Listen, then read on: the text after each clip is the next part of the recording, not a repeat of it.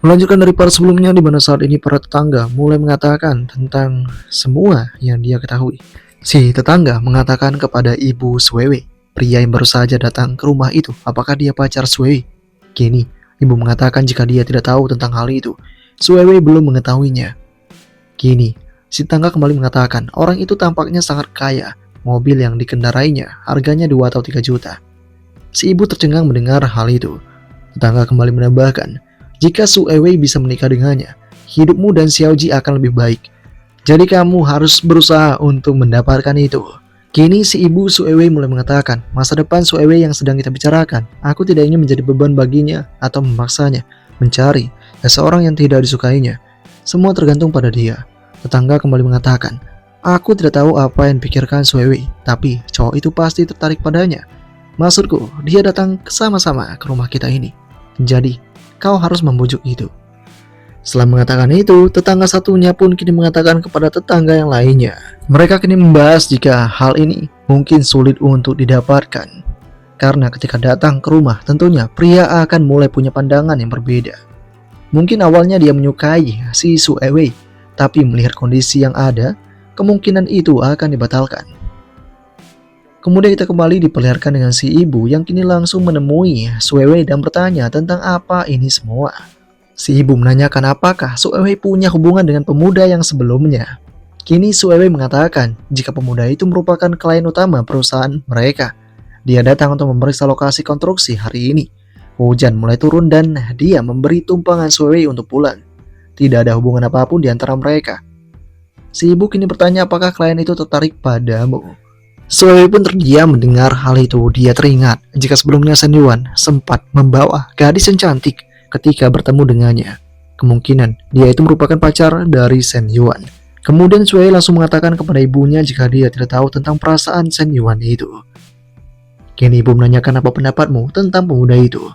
Su Ewei tampaknya tidak mau menjawab apapun karena dia hanya klien perusahaan bagi Su Ewei. Ibu mengerti akan semua ini. Dan dia melakukan ini semua karena dia menganggap jika Su Ewei telah melakukan banyak hal untuk keluarga ini.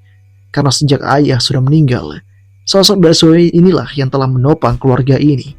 Jadi, telah banyak jasa yang dilakukan oleh Su Ewei. Pelukan hangat pun terjadi di tempat itu. Dan ketika ini terjadi, Su Ewei terus teringat akan Shen Yuan itu, di mana dia merasakan kenyamanan ketika dekat dengan Shen Yuan. Sementara itu di tempat yang berbeda, Shen Yuan terus melakukan permainan yang sangat terampil dan atraktif sekali. Dia bersama dengan pelatih Liu memainkan permainan yang begitu menakjubkan. Bahkan hal ini membuat pelatih Liu benar-benar merasakan kenikmatan yang luar biasa. Beberapa waktu kemudian, Shen Yuan pun terbangun dan dia mendapatkan panggilan telepon dari Fu Zhengmei. Fu Zhengmei kini ingin mengatakan sesuatu kepada Shen Yuan itu. Maaf Tuan Shen, apakah Anda bisa bicara sekarang ini? Aku ingin bicara tentang murid kita, Su Weiwei. Kini, Shen Yuan mengerti akan hal itu. Singkatnya, tibalah mereka di kafe. Ketika berada di kafe, Shen Yuan langsung mengatakan kepada wanita itu, mencari saya pagi-pagi seperti ini apakah sesuatu terjadi pada Su Weiwei? Kini, wanita itu mengatakan, Anda telah men-TF uang 50.000 yuan kepadanya kemarin dan dia telah men-TF uang kembali kepadamu, tapi Anda tidak menerimanya. Shen Yuan membenarkan hal itu. Fu Zhengmei kemudian kembali mengatakan, jangan salah paham dulu. Aku tahu ini karena aku melihatnya tampak khawatir di tempat kerja dan aku menanyakannya. Su Ewei bukan tipe gadis yang seperti itu. Apa yang kau lakukan telah memberinya beban psikologis yang berat. Dia pasti tidak akan menerima uang itu, tolong ambil kembali saja. Shen Yuan kini mengatakan, kamu memintaku datang ke sini hanya untuk membicarakan hal ini. Si wanita pun mulai mengatakan, Tuan Shen, Su Ewei bukan penggali emas. Kalau Anda benar-benar ingin mengejarnya, Anda mungkin harus berusaha lebih keras. Shen Yuan kini mengatakan, sebenarnya aku tidak bermaksud apa-apa dengan uang itu. Tidak ada gunanya mengatakan itu sekarang, karena itu masih saja, aku akan menerima pembayarannya. Shen Yuan kini berkata dalam hatinya, gadis kecil ini bahkan men-TF ku $200 tambahan. Dia mungkin akan membayarku kembali untuk barang-barang yang kubeli kemarin. Dia benar-benar keras kepala. Kemudian Shen Yuan kembali mengatakan apakah Tuan Wan meminta Su Weiwei untuk menemani klien minum-minum di proyek lain. Kini si wanita pun mengatakan tidak, dia tidak melakukannya. Tolong tenang saja Tuan Sen. Satu-satunya tugas Wei saat ini adalah mengawasi lokasi konstruksimu. Shen Yuan pun mengatakan bagus sekali. Terima kasih atas kerja kerasmu, aku akan pergi sekarang ini. Kemudian ketika Shen Yuan beranjak pergi, wanita ini mengatakan dalam hatinya, tentu saja, akan sangat menyenangkan jika Wei bisa bersama dengan Shen Yuan. Dia bisa saja pasrah saja dan situasi keluarganya akan berubah drastis. Sayangnya, muridku punya prinsip sendiri di tengah sifat keras kepalanya. Tidak akan semudah itu baginya untuk jatuh cinta dengan seorang pria. Makin banyak perempuan yang mengambil jalan pintas akhir-akhir ini.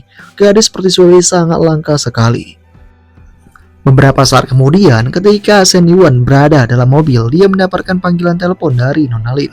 Nona Lin mengatakan kepada Shen Yuan, Shen Yuan, apa kau sedang bebas malam ini?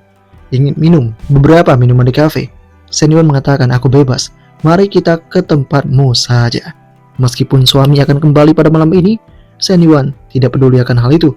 Bukankah itu lebih baik bagi mereka? Pertemuan pun akan terjadi di antara mereka, karena Shen Yuan benar-benar butuh makan. Dia butuh perut yang terisi agar punya energi untuk memperbaiki kerusakan yang ada. Singkatnya tibalah jam 6 sore dan Shen Yuan pun kini telah dimasaki makanan yang enak oleh si Nona Lin itu. Dengan adanya hal ini membuat Shen Yuan berkata dalam hatinya, dia bahkan secara khusus menyiapkan bahan seperti ini. Seperti yang diharapkan, wanita dewasa tahu yang terbaik. Kini dia langsung mendekat ke arah Nona Lin dan Shen Yuan menanyakan kepada Nona Lin itu, pernahkah membuat sup ini untuk suamimu sebelumnya? Kini, Nona Lin langsung mengatakan jika dia baru belajar ini dari internet, jadi ini pertama kalinya baginya. Dan kini, Shen Yuan menanyakan kapan biasanya suamimu pulang. Nona Lin pun kemudian mengatakan sepertinya sekitar jam 9-an. Shen Yuan kini mengatakan kalau begitu masih ada 1,5 jam lagi untuk kita melakukan ini. Dan ketika permainan dimulai, Nona Lin merasakan perbedaan yang begitu luar biasa dari apa yang dilakukan oleh Shen Yuan itu seperti yang terakhir kali mereka lakukan. Shen Yuan kini mengatakan, emangnya kenapa? Apakah kau tidak menyukainya? Nona Lin kini mengatakan jika dia sangat menyukai hal ini. Singkatnya 1 jam kemudian permainan telah diselesaikan. Dan Shen Yuan kini mulai menyantap hidangan yang tersedia. Shen Yuan di sana langsung mengatakan, meskipun ini pertama kali kamu membuatnya, ini enak sekali.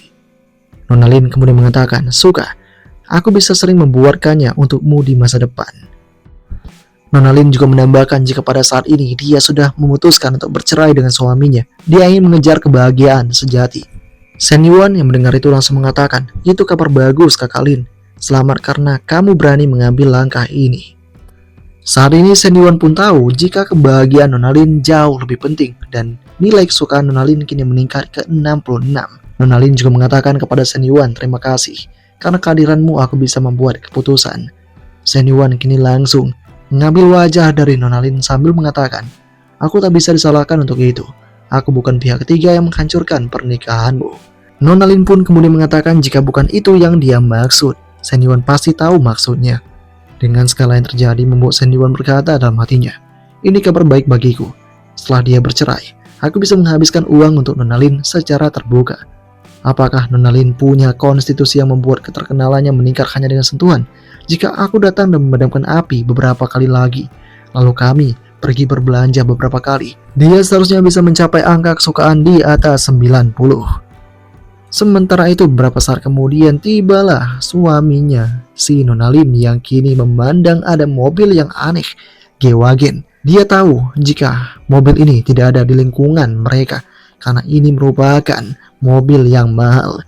Dan dia menatap ke arah Shen Yuan, dia sepertinya sadar ini terlihat seperti familiar namun dia lupa pernah melihat ini di mana. Kini, dia juga berkata dalam hatinya, aku ingat sekarang. Bukannya ini orang kaya baru yang kecil yang membeli barang untuk Sena dan sekarang menjadi sugar daddy-nya Sena itu. Apa yang dia lakukan di lingkungan ini? Kemudian sosok dari si suami Nona Lin masuk ke rumah dan dia menyadari telah ada masakan yang tersedia di atas meja. Di sini Nona Lin hanya bisa berkata dalam hatinya jika ini sup bukan untuk suaminya. Kemudian suami mengatakan kepada Nona Lin itu, kenapa AC-nya tidak nyala saat sedang panas sekali? Apa gunanya kipas sirkulasi? Lagi pula keluarga kita tidak perlu menghemat listrik sedikit ini. Kini Nona Lin pun mengatakan jika ini tidaklah panas. Nona Lin juga berkata dalam hatinya, Aku saat ini khawatir bahwa aroma Senyawan mungkin masih tersisa di ruangan ini. Kemudian, suami mengatakan kepada Nona Lin, aku sudah menghabiskan supnya itu. Aku tahu maksudmu. Setelah mandi, aku akan berusaha membuatmu merasa lebih baik. Singkatnya, 10 menit kemudian, pintu kamar ternyata telah dikunci. Si suami mengatakan dalam hatinya, kenapa pintunya tertutup lagi? Bukannya membuat sup berarti dia ingin aku mengisi ulang energiku untuk menggunakannya. Apa yang terjadi ini? Apakah aku terlalu lama mandi dan dia telah tertidur? Suami pun kini tertidur di luar dan dia akan simpan amunisinya untuk seseorang yang akan dia cari di malam hari nanti. Di keesokan harinya, sekretaris telah berhasil untuk mendapatkan daftar kandidat yang terbaik. Dia mengatakan berdasarkan masukan Senyawan. Selanjutnya, aku merevisi rencana rasio 1:11 sebelumnya. Jumlah siswa laki-laki ditingkatkan menjadi 2, dan sebagian besar siswi perempuan adalah dewi kampus dari setiap angkatan. Terutama beberapa orang ini, misalnya senior Yayun dari kelas pramugari tingginya 175 cm dan punya segalanya. Semua senior dan junior tergila-gila padanya. Kemudian ada junior Aisyah, dia menimbulkan sensasi di seluruh sekolah setelah dia tiba karena nama julukannya adalah Dilraba kecil. Kemudian ada Dewi komunitas Kota Bintang, kostum by si Ranui. Ini telah menarik 200.000 pengikut di aplikasi. Dan dengan segala terjadi, kita diperlihatkan dengan si gadis polos yang kini mengatakan dalam hatinya, aku salah perhitungan. Aku tak percaya aku berpakaian sangat polos. Tekanan bersaing dengan orang-orang ini terlalu besar. Kemudian ada juga seorang pria, yaitu Yansong, kelas perdagangan internasional, kelas Senyawan yang merupakan ketua kelas. Dia berkata dalam hatinya, semakin aku melihat ini, semakin merasa bersalah. Bukannya semua gadis ini sumber daya tertinggi sekolah. Bagaimana ini bisa menjadi pusat startup? Jelas, ini merupakan sebuah rencana matang dari Senyawan. Dan di sini, aku pikir rencana startupku yang membuat Senyawan terkesan. Aku sangat naif. Kuncinya, kenapa aku terpilih dalam daftar awal? Apakah aku harus menjadi seseorang yang juga ditargetkan oleh Senyawan? Senyawan benar-benar memainkan permainan gila. Para gadis ini benar-benar tampak sangat menawan sekali dan sesuai dengan apa yang diperintahkan oleh Senyawan. Si sekretaris pun puas dengan apa yang dia lakukan. Berikutnya, saatnya bagi bos untuk menunjukkan gerakannya. Part ketiga 4 berakhir sampai di sini.